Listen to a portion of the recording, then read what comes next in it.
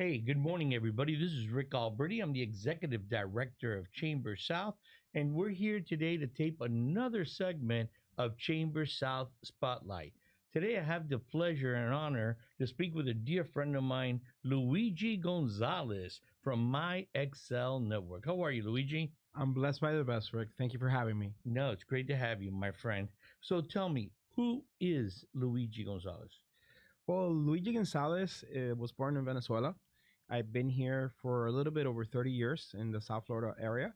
And I've been helping in one way, shape, or form, serving the local community, business owners. I work with AT&T, Comcast, and then I started selling other services. And about almost a little bit over a decade ago, I started My Xcell Network. So before you started My Xcell Network, you worked with other vendors like AT&T.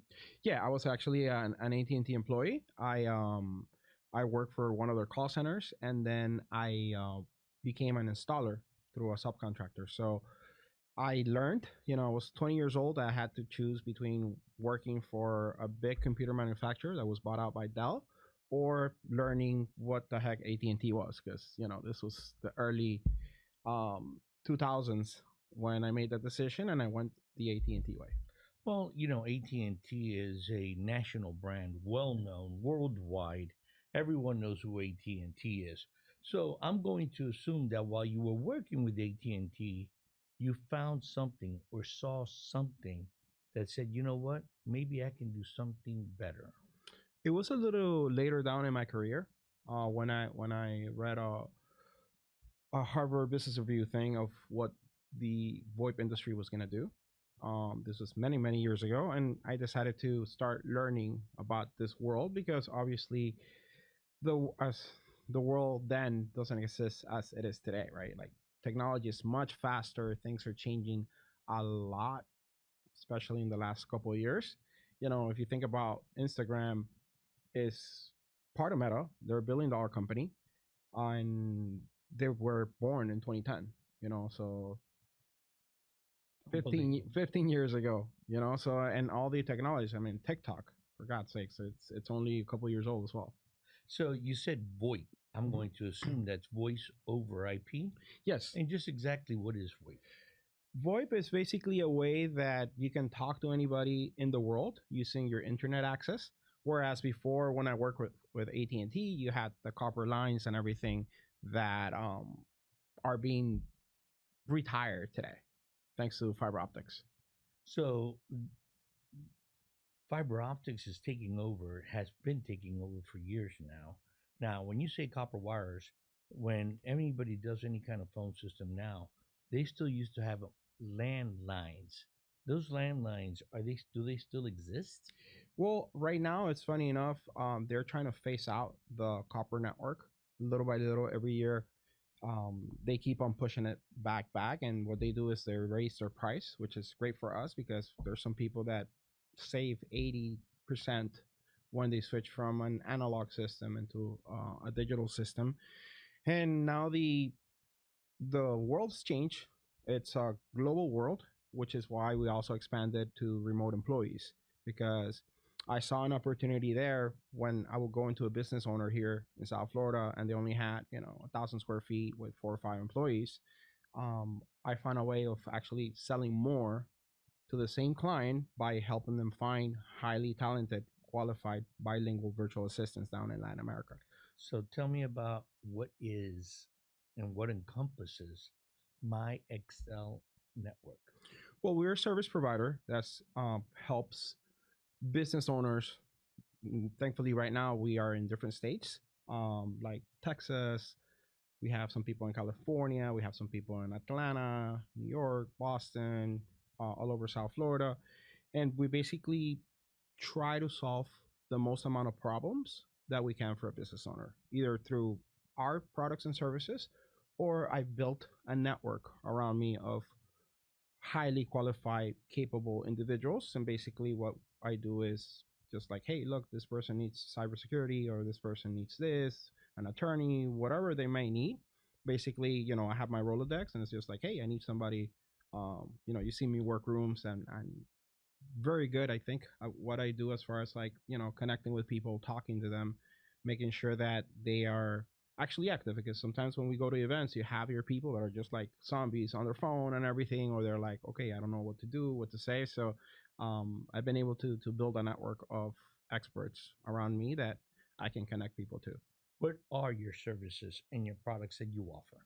So we offer the phone system, which is our flagship product, but thanks to the pandemic, we expanded into remote assistance. And what So is remote assistance? so basically, what we do is I have my team down in Latin America, and we identify people that have experience, that speak good English, that have a good internet connection, that have a good computer equipment to work for US based companies. So we have a couple of attorneys, we have insurance agencies and companies, we have individuals, a few clinics that outsource their customer service, a lot of the car rental companies that they get hundreds of calls per day. Basically, they've been sending their customer services, which is what Fortune 500s have been doing for the last 20 years.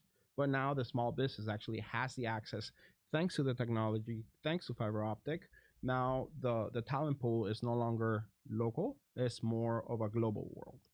Well, that's extremely interesting because there's so many questions that arise when I hear that. Number one, how do you find those employees in those countries? Well, basically, that's not my job. Okay. I have a great team of full-time psychologists, because down in the country that we work in, which is Colombia, right now, about 75 to 85% of the people that work in human resources, they don't go through the business path, Okay. they go through a psychology path.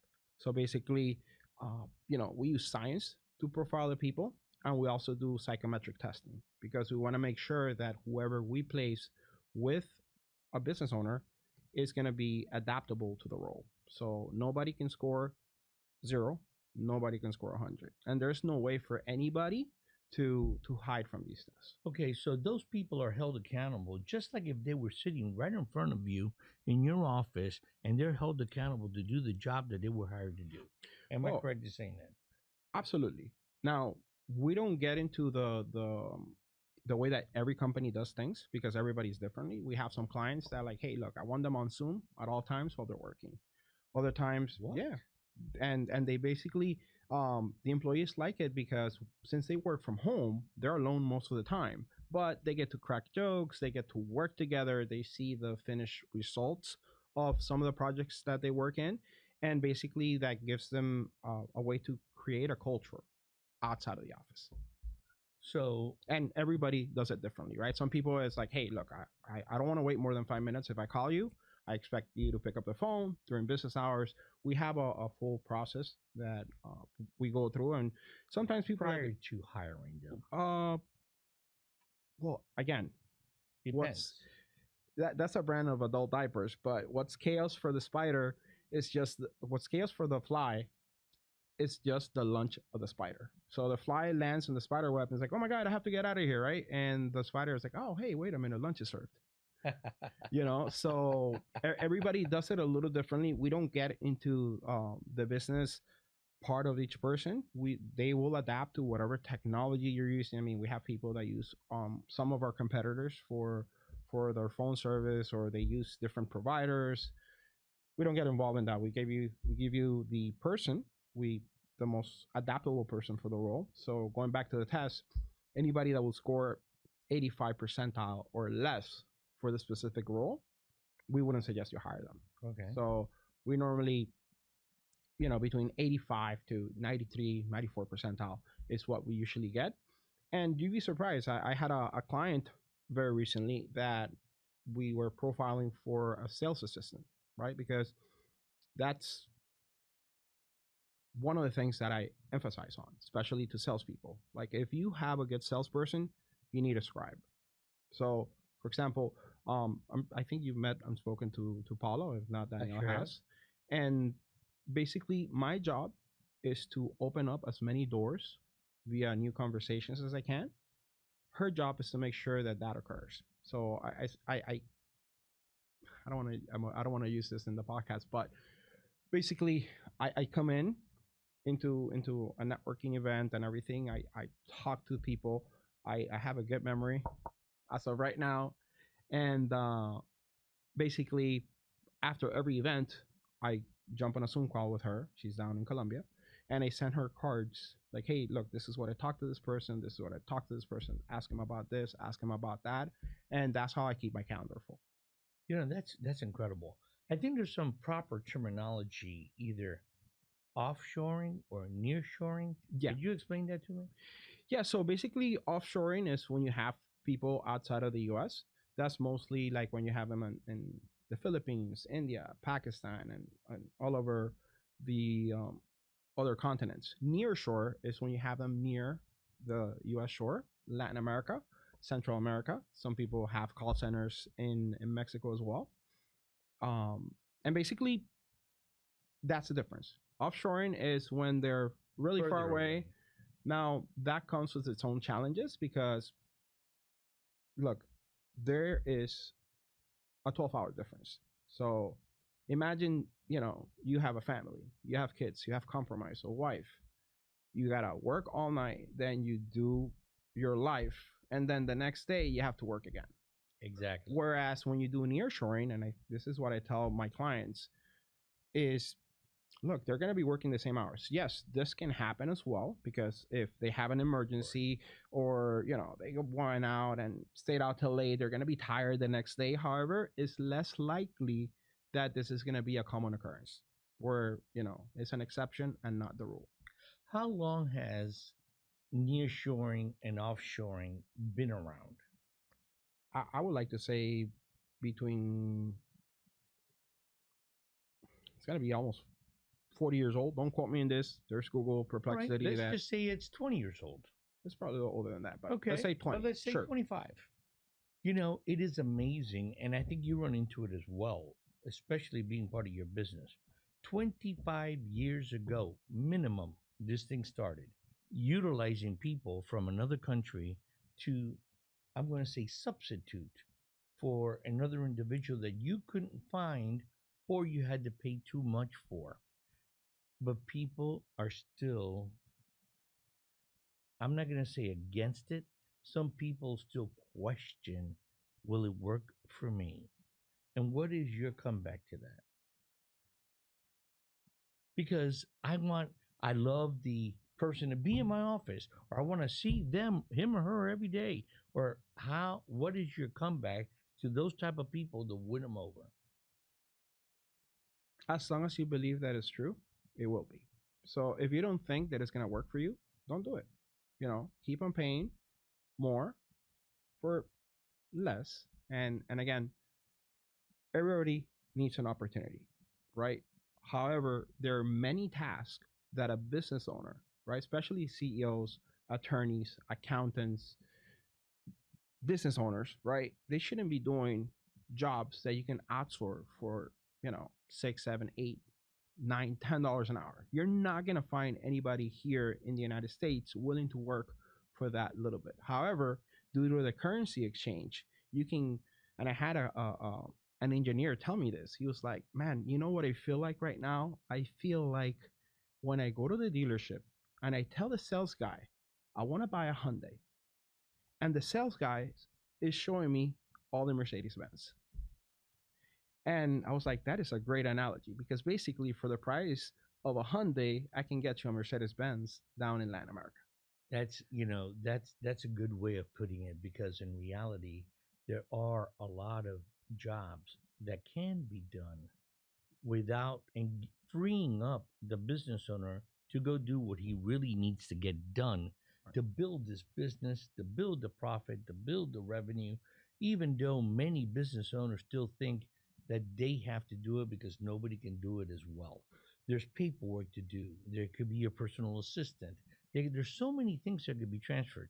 Let's say that I want a personal assistant from Colombia, has good English skills, knows Spanish, everything else.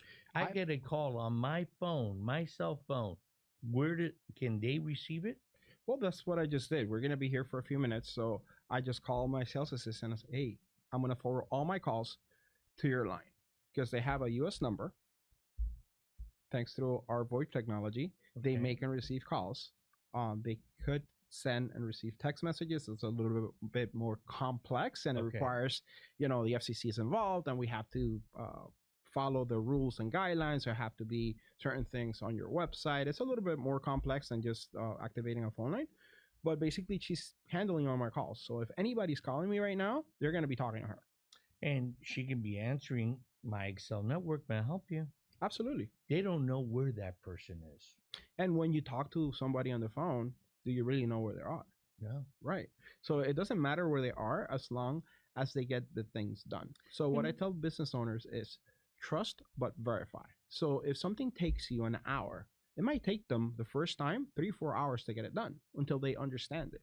But that's why it's important to have SOPs. That's why it's important to have access and use of the technology. I mean, the world today is completely different to the world that I grew up in. And I don't even want to imagine the next decade what's going to happen with all these new advancements in technology, AI, automation. Think about the industrial revolution, right? Before you needed hundreds of people to work the fields, right? And then, you know, tractors came in they sure did.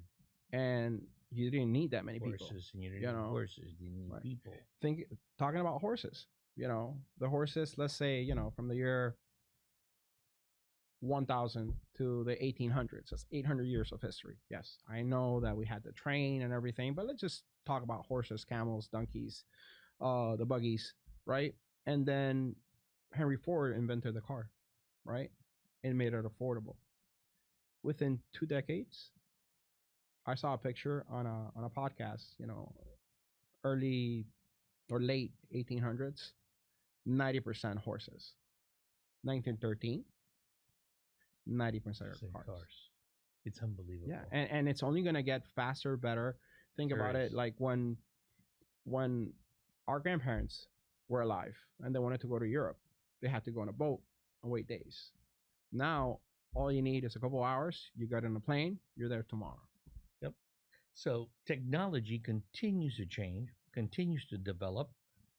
It is replacing part of the workforce, but if you keep up with technology, you will always be in the workforce. Now, my question to you is the folks that are abroad, okay, that you select Mhm. abroad, do the job here. They're held accountable. They're just like an employee. If they didn't work out for me, can I let them go? What's the process?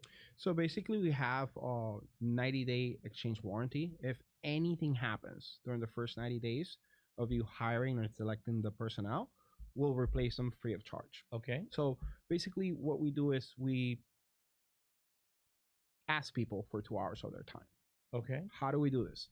We need 30 minutes to make sure that we have an understanding of the role because, like I said, what's chaos for the fly is just the lunch of the spider. So one company might use this technology or might have these processes, or it could be a brand new business owner that has no idea what a standard operating procedure is. And they're just tired of working 60, 70, 80 hours a week just to keep up. Whereas we help them get somebody because they might not be able to afford US personnel just yet. I mean, there are things that you need somebody here for. Like, for example, I had a client out of California that he wanted the person to be able to come. So one of the requirements we had for that job was like, hey, they need to have a US visa. If you don't have a visa, we can't present you to this client. So, well, with the visa, they can come in for up to 6 months and, get training, do courses, help out. Oh wow. I So didn't know that. yeah, Okay. it's all And legit, the all employer legal. pays for the stay and while that person's here. Absolutely, because Absolutely. I mean, that's the least you can do. I've Of had the course. pleasure of meeting some of my team in person. I brought them over and took care of all their expenses and everything. The next time she came over on vacation, so it was fun. She was like, "Hey, wait a minute, I'm here, so I'm working. You have That's to take great. this." That's great. That really is Yeah. because you're giving people opportunity in places that never would have gotten that opportunity, and that's extremely important as Basically, well. I think that we're creating a win-win scenario for people because we're helping the business owner that is trying to stay ahead of the competition that is trying to implement to get help, right? Because Peter Drucker once said, work is infinite, time is not. So what I tell business owners is, look, your main job as a CEO is to increase the revenue of your company. Anything that you do that doesn't produce more revenue basically is a waste of time. You should have somebody else be able to do that job for you. And you may Very have to well train said. them, you may have to teach them. But hey, one of the things that I seen, and this is what I tell people, is like, look, you were selected. The first thing I need you to do is whatever ABC owner has in their mind, I need it on paper, on a Google Doc, Microsoft Office, whatever. But everything he knows, you should know as well, because that's a transfer of knowledge. And most people think that they are selected, or their company is selected because of them. And in reality, people like to work with others that they like, no one trusts, but they like to work with their standards. Exactly. So there's standards that you set in your company. You can get people to do 100% of those standards. Now you need to be organized and have everything documented. That's a challenge for some. That is a And challenge for some. I'm raising my hand here, Me too. but there are ways. Like I'm not as organized as I should be, but my team is super sharp. That's great. So basically, what we do is we do a discovery call with each client, because we're not like a BPO. We're not like a big call center. We're like, hey, we have 20 people that need to come and pick up the phone. We're not that. We're basically, we solve one problem and then create another.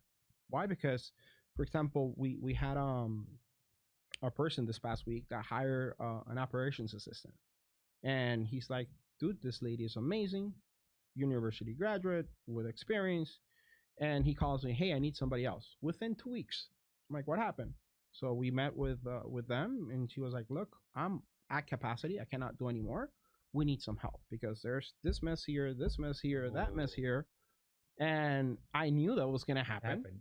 because the guy would like, he was struggling, he was working a lot, he owns a moving company. Logistics are incredibly difficult, and Very. I'm sure technology is gonna hopefully fix A lot of that. some of that in the very near future. But for now, logistics is key. If you don't have the right logistics, imagine you're trying to build a building, and you have the materials there, but you don't have the people, or you have the people there and don't have the materials, right? So it can happen, and it does happen, because especially here in South Florida, we have our famous hurricanes. And I'm not talking about the U. I'm talking about the weather kind of hurricanes.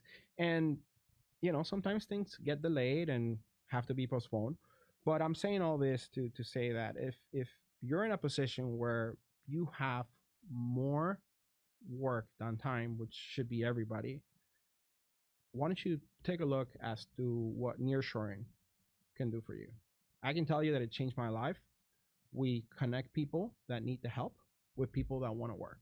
Because one of the biggest complaints that I've heard from people is like, man, I hire somebody, and a lot of the young kids now, they want to be YouTubers, TikTokers, influencers, right? Like, I don't know what's going to happen with all that, but that's above my pay grade. And basically, we connect people with an opportunity with people that want to work. I have people that I met in person. I have people that started as sales assistants, and today they're you know sales directors for countries. So it's That's interesting. incredible, Luigi. So, I guess to get the final message out to the folks here that are looking at us today, I guess the message would be if you don't have the time, let someone else take care of that so you can get the time. Because, like you say, time you can't make up. That's for sure. Also, you can save a lot of money by utilizing someone offshore, getting the same kind of results as someone right there next to you in your office. I think that the key is to make sure that you're organized, make sure you have a standard operating procedure, make sure you have every detail of what the job duties are written down to make that job even easier for that person abroad. Am I correct in saying that? Yeah, another way to put it is buy back your time. You Great. know, as people start growing their business, they're always going to have more things to do. And even if you don't have standard operating procedures or everything written down already, start getting somebody to help you get those things written down. Like, most people don't have an emergency plan. What happens is something happens to the To business the owner. person, to the You know, business how owner, many or people? the assistant, or the operations manager, Yeah, or the or customer key service rep. personnel. Yeah, You know, like what happens? Like exactly. I've had people. I met people. You actually introduced me to one. He was like, "Look, if I sell my company, I'm keeping my assistant. You'll have to kill me to get rid of her." You see, so that's the message that we want to get out to everyone. We want to thank you. I thank you for being here today, Luigi. Thank you so much. I wish you the best of success in your business. On three, let's say goodbye to this camera right there. One, two, three. Goodbye. Goodbye.